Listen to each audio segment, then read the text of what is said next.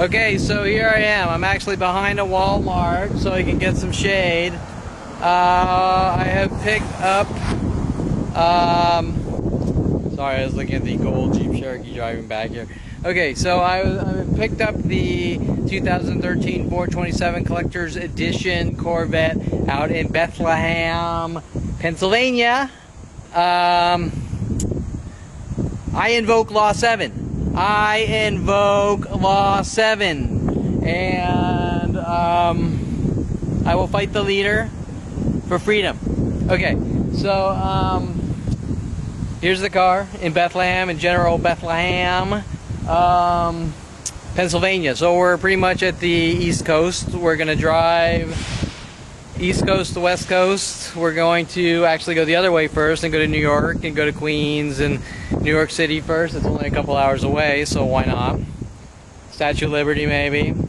And I'm just going to sort of take my time. I'm not going straight home. I'm going to sort of go that direction and maybe find some cool things to do or spots to go or whatever, and work my way back and work my way to University of Colorado Boulder and see my old school, and then I'll probably drive up to Southern Oregon State College in Ashland and Medford, I'll go up to Medford but then down to Ashland, see my other school before I transfer to University of Colorado, and just, old memories and things like that. And the ride's probably going to be pretty flat until I get to the Rockies by Colorado, and then it's going to get really cool. I don't know the East very well, so someone mentioned Dragon Tail and around Tennessee or something. Or the Paulina that I bought this car from in the Corvette Club, so that's one of the spots the Corvette Club goes to, like a canyony. I think in Utah, she said. No, Tennessee. Okay, so let's kind of show you the car. This is a... Okay, so am I still recording? Yeah, okay, so this is a 2013 427, last of the C6s. I really wanted a convertible, but then I kind of wanted a big block, for nostalgic reasons. Okay, 427, 500 horsepower, 427, 500 horsepower, 6-speed convertible. They only have 427 Z06s. None of them are convertibles, in the before 213s. They're all hardtop. The 427. So I wanted a convertible, so I was about to get a C6 6-liter, but then decided to find a 13, the only C6 Corvette with a 427 convertible, 2013 here. Beautiful car, beautiful machine, drives smooth. Actually, I thought it'd be more torquey. It's a lot for 500 horsepower. It's actually very smooth. I actually like it more torquey. There's a little torque switch I've tried to readjust the gearing, I'm guessing. I haven't tried that yet. Okay, so beautiful car. And, there's a significance to this car. Or not the car, the engine. Okay, when I was 16 years old and I started... Oh, and of course we have our bobblehead, Marvin the Martian. That's the most important out of everything, is Marvin here for my ride home. Okay, so we got Marvin the Martian because according to Tom Farley, when I was around 8 years old in his bathroom, supposedly I saw an alien according to him, and I need to be locked in a mental institution. Just one of many of Tom Farley's endless 25, 30 years of lies to lock me away with all my friends and my brother and all his friends and my family. He's trying to make me look crazy. Okay, so, oh, and I'll pop the hood for the LS7, the 427. Okay, so the significance of the 427, and the car's a little messy here because, I got lots of crap in an ice box because I'm driving back across the country, right? Across the entire United States. By the way, most agoraphobics and violent paranoid schizos and, what other 1,000 mental illnesses do I have? Neurotic and OCD.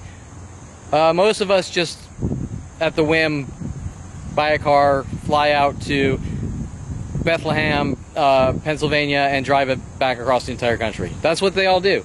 And so I'm totally disabled and I need to be put in a mental institution because I can't take care of myself, and I can't function in society.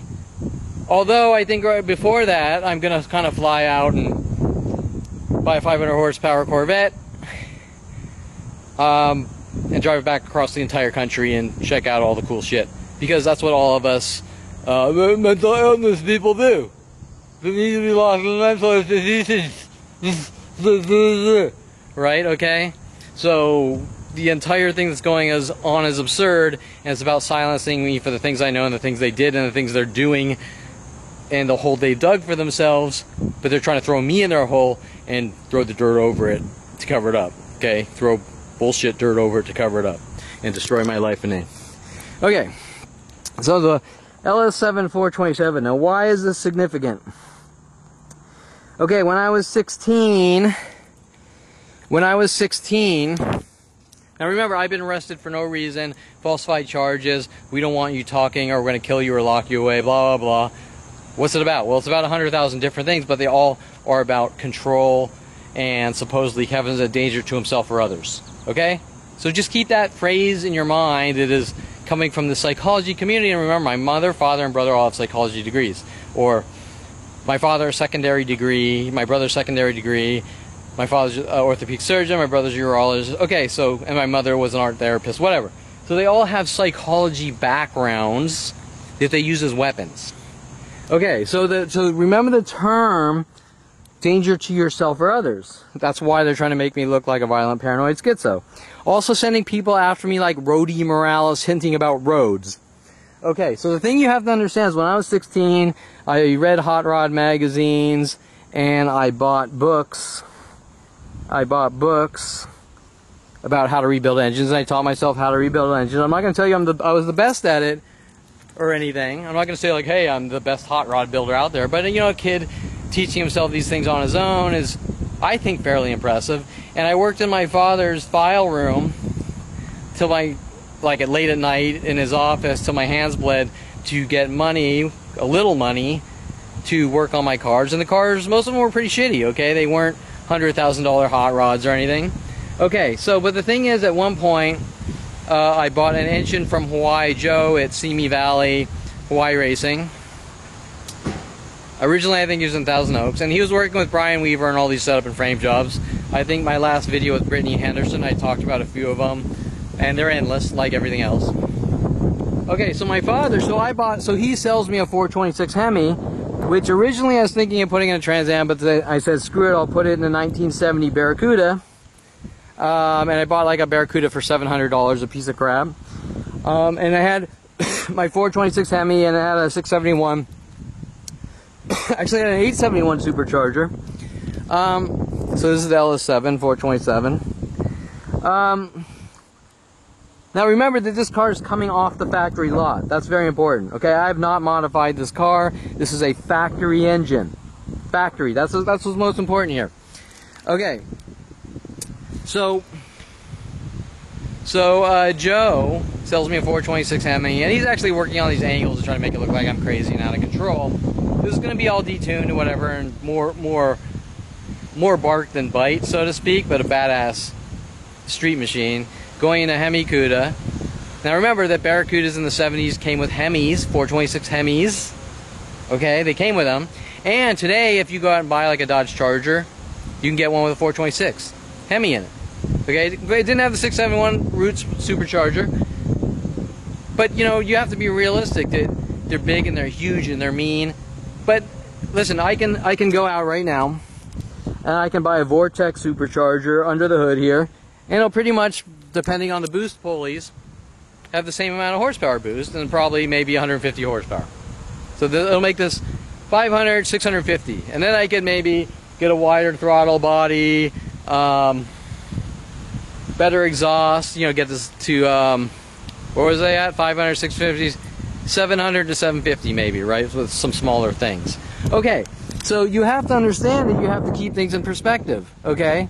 But most importantly, this 427, 1 cubic inch bigger than my 426, which my father was terrified of, I have purchased, which has come off the factory lot. This is the 2013, but in 2013, This is the engine that came off the factory lot, okay?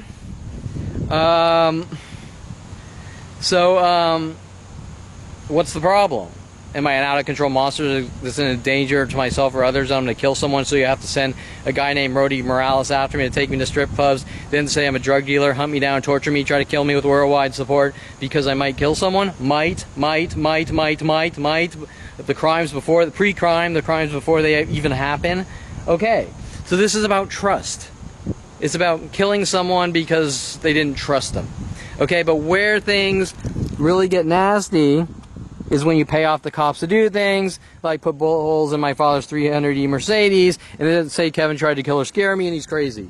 Okay? Or the other thing my father did was he went out telling the police, or working with the police, stating that I stole $10,000 to buy the 426 Hemi from Hawaii Joe at Hawaii Racing. Okay, well that's not true. I bought it with my own money. Okay? Now why is he doing it? Because Kevin's going to kill himself or Kevin's going to kill someone else. That's why they're sending people named Rody Morales with schizo messages after me to try to make me think I did something wrong when there's nothing wrong I did, and nobody's gotten hurt, no crimes have been committed, just like right now. Okay, so the significance